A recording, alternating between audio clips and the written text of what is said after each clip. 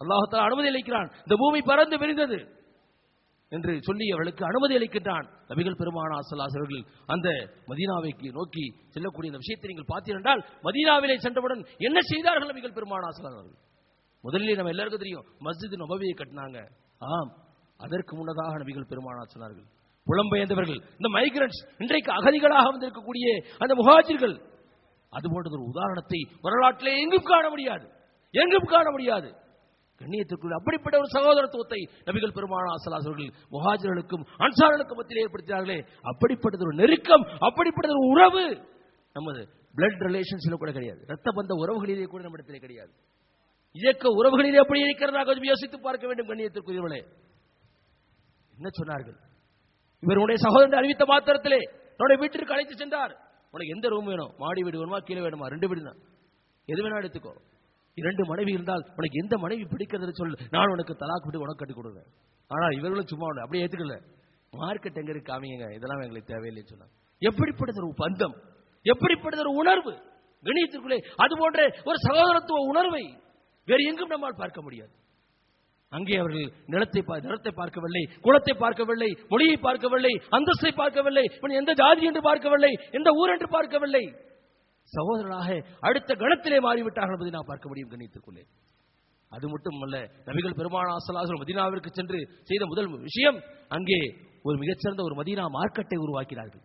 அளவை நிர்வாகிகளிலே மோசடி நடைபெறாத அளவிற்கு காவலர்களை, அங்கு பாதுகாவலை நியமித்து ஆட்சி அங்கே ஒரு மிகச்சிறந்த ஒரு மார்க்கெட்டை நிறுவினார்கள். ஏனென்றால் மக்களை சுரண்டக்கூடியவர்கள் இந்த சமுதாயத்திலே எப்பொழுது ஃபித்னா வருகிறது தெரியுமா? அளவை நிறுவையிலே மோசடி செய்யும் பொழுது அது மிகப்பெரிய ஒரு ஃபித்னாவாக, ஒரு மிகப்பெரிய ஒரு குழப்பமாக என்பதை நாம் வரலாற்று நெடுகும் பார்க்க முடியும். கண்ணியத்திற்குரியவர்களே, நபிகள் ஸல்லல்லாஹு அலைஹி வஸல்லம் நேரடியாக சென்று அந்த மார்க்கெட்டை வகுப்பொழுது ஆய்வு செய்யக்கூடியவர்களாக இருந்தால் என்பதை நாம் பார்க்க முடியும் இருக்கிறவர்களே. அது மட்டுமல்ல, எப்படிப்பட்ட ஒரு ஆட்சியை எங்கே உருவாக்கினார்கள், எப்படிப்பட்ட ஒரு படை தளபதிகளை எங்கே உருவாக்கினார்கள்.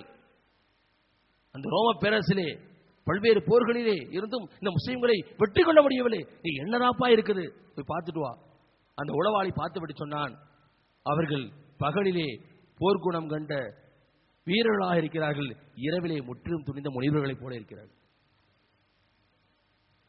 அல்லாஹ்வுடைய வெற்றி வந்த பொழுதெல்லாம் அவர்கள் அல்லாஹ்விற்கு உதவி செய்த, அவர்கள் அல்லாஹ்வை புகழ்ந்தார்களே, எங்களால் வந்தது வெற்றி என்று அந்த வெற்றியை கொண்டாடவில்லை. கண்ணியத்திற்குள்ளே அல்லாஹ்வுக்கு அப்பொழுதும் நன்றி செலுத்தக்கூடிய ஒரு மிகப்பெரிய சமுதாயத்தை நபிகள் பெருமானார் ஸல்லல்லாஹு அலைஹி வஸல்லம் உருவாக்கினார் என்பதை பார்க்கிறோம். நபிகள் பெருமானார் ஸல்லல்லாஹு அலைஹி வஸல்லம் அங்கே ஒரு மைனாரிட்டி மக்களாக இருக்கக்கூடிய அந்த முஸ்லிம்கள் உருவாக்கிய அரசாங்கமாக இருந்தாலும் சரி, அங்கே சுற்றிலும் வாழ்ந்த யூத குலங்களோடும் அந்த மதீனாவை சுற்றி வாழ்ந்த பிற மத குலங்களோடும் நபிகள் பெருமானார் ஸல்லல்லாஹு அலைஹி வஸல்லம் ஒப்பந்தங்களை செய்து கொண்டார்கள் என்பதை நாம் பார்க்கிறோம். அப்பொழுது நீங்கள் பார்த்தீர்கள் என்றால் நபிகள் பெருமானார் வாழ்க்கை மதீனாவிலே துவங்கிய பிறகு சட்டங்கள் எல்லாம் வரிசையாக இறங்க ஆரம்பிக்கப்படுகின்றன. திருமண சட்டங்கள் இறங்குகின்றன, மறுடைய சட்டங்கள் இருக்கின்றன, தலாக்குடைய சட்டங்கள் இருக்கின்றன, வாரிசுரிமை சட்டங்கள் இறங்குகின்றன. இப்படி ஒவ்வொரு ஜகாத்துடைய சட்டம், இப்படி ஒவ்வொரு நோன்புடைய சட்டங்கள் எல்லாம் மதீனா வாழ்க்கையிலே தான் நபிகள் பெருமானார் ஸல்லல்லாஹு அலைஹி வஸல்லம் இறங்குகிறது என்பதை பார்க்க முடியும். கண்ணியமிக்கவர்களே, நபிகள் பெருமானார் ஸல்லல்லாஹு அலைஹி வஸல்லம் வாழ்க்கையிலே மிக பல்வேறு விதமான உதாரணங்களை நாம் சொல்ல முடியும்.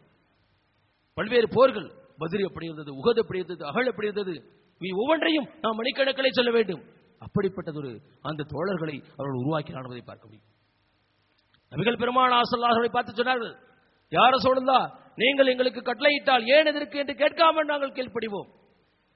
நீங்கள் ஒரு கடலுக்கு முன்னால் குதித்து விடுங்கள் என்றால் குதித்து விடுவோம், ஒப்புக்காக சொல்லி நம்ம செய்து காட்டினார்கள். நபிகள் பெருமானார் ஸல்லல்லாஹு அலைஹி வஸல்லம் அவர்களுக்கு உஹது போரிலே அவர்களுக்கு தொல்லைகள் வந்த பொழுது அவர்கள் உடல்களை கடையங்களாக்கி அண்ணல் பெருமானார் ஸல்லல்லாஹு அலைஹி வஸல்லம் அவர்கள் காப்பாற்றினார்கள் என்ற விஷயத்தை நம்மால் பார்க்க முடியும். கண்ணியமிக்கவர்களே, ஆக நீங்கள் பல்வேறு விதமான விஷயங்களை நீங்கள் பார்த்தீர்கள் என்றால், அந்த ஹுதைபியா உடன்படிக்கையிலே 1400 சஹாபாக்களோடு அந்த உம்ராவிற்கு சென்று நடுவழியிலே தடுத்து நிறுத்தப்பட்ட பொழுது அந்த ஒப்பந்தத்திலே, ஒரு சமாதான ஒப்பந்தத்திலே கையெழுத்து போடுகிறார்கள். சஹாபாக்கள் கொதிச்சிடுறாங்க, யா ரசூலுல்லாஹ், நம்ம நேர்மையிலே தான் இருக்கிறோம், சத்திய மார்க்கத்திலே தான் இருக்கிறோம், நீங்கள் இறைவனுடைய தூதர் தானே சொன்ன பொழுது நபிகள் பெருமானார் ஸல்லல்லாஹு அலைஹி வஸல்லம் இல்லை, அந்த ஒப்பந்தத்திலே கையெழுத்திடுகிறார்கள். வெளிப்படையாக அந்த முஸ்லிம்களுக்கு தீங்கு இருப்பதும் போல வந்து பார்த்தால் அதற்கு பிறகு அல்லாஹ் சுப்ஹானஹு வ தஆலா வசனத்தை இருக்கிறான், இன்னா ஃபதஹ்னா லக ஃபத்ஹ முபீனா, இது பகிரங்கமான வெற்றி என்பதாக அல்லாஹ் சுப்ஹானஹு வ தஆலா அவர்களுக்கு அறிவுறுத்துகிறான். அதற்கு பின்னால் பார்க்கும், அதற்கு முன்னால் எங்கு பார்த்தாலும் போர் சூழல்கள், கிட்டத்தட்ட 13 ஆண்டுகள் மக்காவிலும் 5 ஆண்டுகள் மதீனாவிலும் தொடர்ச்சியாக போர். இந்த சமூகத்துடைய சீர்திருத்தத்திலே அவர்களால் கவனம் செலுத்த முடியவில்லை, அழைப்பு பணியிலே கவனம் செலுத்த முடியவில்லை. இந்த உதைபியா உடன்படிக்கைக்கு பிறகு அடுத்த 3 ஆண்டுகளிலே இந்த உலகத்தின் பல பகுதிகளுக்கும் நபிகள் பெருமானார் ஸல்லல்லாஹு அலைஹி வஸல்லம் தூதர்களை அனுப்பி வைத்தார்கள் என்பதை நான் பார்க்க முடியும். மிக வேகமாக அடுத்த ஒரு 3 ஆண்டுகளிலே மக்கா வெற்றி கொள்ளப்பட்டது. கத்தையின்றி இரத்தமின்றி அங்கே அந்த மக்கா வெற்றி கொள்ளப்பட்டது என்பதை பார்க்கிறோம். அந்த மக்கா வெற்றியிலும் கூட நபிகள் பெருமானார் ஸல்லல்லாஹு அலைஹி வஸல்லம் பொது மன்னிப்பு வழங்கினார்கள். எவ்வளவு பெரிய ஒரு முன்னுதாரணம், எவ்வளவு பெரிய முன்னுதாரணம்! இன்றைக்கும் அப்படிப்பட்ட ஒரு முன்னுதாரணத்தை நம்மால் பார்க்க முடியாது கண்ணியமிக்கவர்களே. இப்படி நபிகள் பெருமானார் ஸல்லல்லாஹு ஒவ்வொரு அசைவையும் நீங்கள் பார்த்தீர்கள் என்றால், ஒவ்வொரு விஷயத்தையும் நீங்கள் பார்த்தீர்கள் என்றால், எல்லா சூழலிலும், எல்லா நேரங்களிலும், எல்லா துறைகளிலும் நபிகள் பெருமானார் ஸல்லல்லாஹு அலைஹி வஸல்லம் அல்லாஹ்வுடைய அந்த சத்திய மார்க்கத்தை நிலைநாட்டக்கூடிய பணியிலே அல்லு பகலும் பாடுபட்டார்கள் என்பதை நாம் இங்கே கவனத்திலே கொள்ள வேண்டும் கண்ணியமிக்கவர்களே. இறுதியாக ஹஜ்ஜி எப்படி செய்ய வேண்டும் என்று நபிகள் பெருமானார் ஸல்லல்லாஹு அலைஹி வஸல்லம் காண்பிக்கிறார்கள். அந்த ஹஜ்ஜிலே ஒரு மிகப்பெரிய உரையாற்றப்படுகிறது. இன்றைக்கும் அது சர்வதேச மனித உரிமை பிரகடனங்கள் எல்லாம் முறியடிக்கக்கூடிய ஒரு முதல் அகில உலக மனித உரிமை பிரகடனமாக அது இருக்கிறது. கண்ணியத்திற்குரியவர்களே, நபிகள் பெருமானார் ஸல்லல்லாஹு அலைஹி வஸல்லம் சொன்னார்கள், அறிந்து கொள்ளுங்கள், அஞ்ஞான கால வழக்கங்கள், ஜாகிலியத்தோட வழக்கங்கள் அனைத்தும் வேரோடு அழிக்கப்பட்டு விட்டன. ஒரு அரபி அல்லாதவரை விடவோ, ஒரு அரபி அல்லாதவன் அரபியை விடவோ, ஒரு கருப்பன் வெள்ளையனை விடவோ, ஒரு வெள்ளையன் கருப்பனை விடவோ எந்த விதத்திலும் உயர்ந்தவன் அல்ல என்பதாக நபிகள் பெருமானார் பிரகடனப்படுத்தினார்கள். முஸ்லிம்கள் ஒவ்வொருவரும் சகோதரர்கள் என்று பிரகடனப்படுத்தினார்கள். உங்கள் அடிமைகளை பற்றி நீங்கள் எச்சரிக்கையாக என்பதாக பிரகடனப்படுத்தினார்கள். அது மட்டுமல்ல, பெண்கள் விஷயத்திலே இறைவனை அஞ்சுங்கள் என்று சொன்னார்கள்.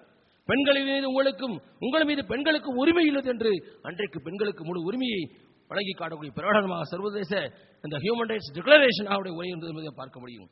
இன்னும் சொன்னார்கள், நான் உங்களுக்கு மத்தியிலே 2 விஷயங்களை விட்டுச் செல்கின்றேன், அதனை வலுவாக பற்றி பிடித்துக் கொள்ளும் காலமெல்லாம் நீங்கள் வழிபிறந்து போக மாட்டீர்கள். ஒன்று அல்லாஹ்வுடைய அருள்மறை குர்ஆன், இன்னொன்று எனது வழிமுறை சுன்னா என்பதாக நபிகள் பெருமானார் சொன்னார்கள்.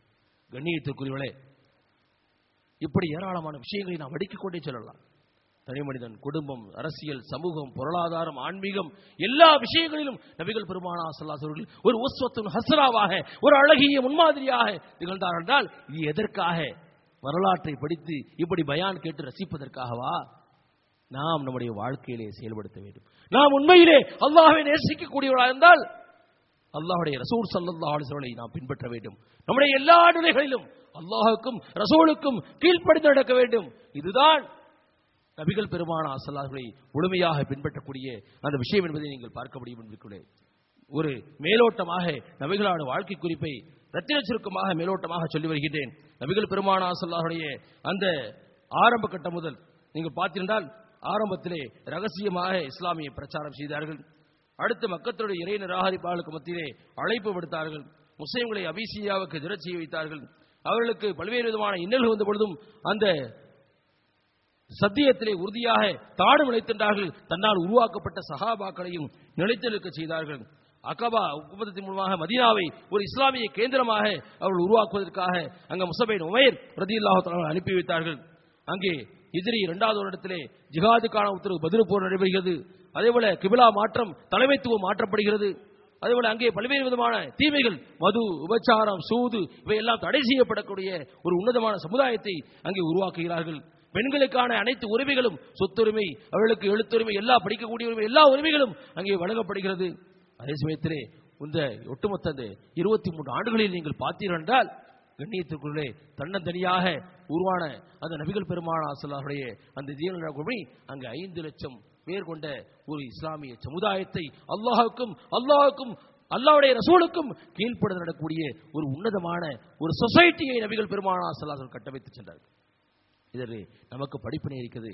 நான் எப்படி இருக்கிறேன், என்னுடைய குடும்பம் எப்படி இருக்கிறது, என்னுடைய பொருளாதாரம், என்னுடைய அரசியல், என்னுடைய கொடுக்கல் வாங்கல், என்னுடைய தொழில் இவையெல்லாம் இந்த அல்லாஹ்வுக்கும் ரசூலுக்கும் கீழ்ப்படிந்திருந்தால் இன்ஷா அல்லாஹ் தஆலா நம்மாலும் இந்த பணியிலே நடைபெற முடியும். அப்படிப்பட்ட நன்மக்களாக உங்களையும் என்னையும் அல்லாஹ் சுப்ஹானஹு வ தஆலா ஆக்கியல்வானாக. இந்த உம்மத்தை முஸ்லிமாவிற்கு நபிகள் பெருமானார் ஸல்லல்லாஹு அலைஹி வஸல்லம் எப்படி வாழ்வின் எல்லா துறைகளிலும் இந்த தீனுல் இஸ்லாத்தை அல்லாஹ்வுடைய கட்டளைகளை பின்பற்றினார்களோ, நிலைநாட்டினார்களோ, அப்படி நிலைநாட்டக்கூட பாடுபடக்கூடிய உன்னதமான ஜமாஅத்தாக நம்மை ஆக்கியல்வானாக. வாஹிர் தவானா அல்ஹம்துலில்லாஹி ரப்பில் ஆலமீன்.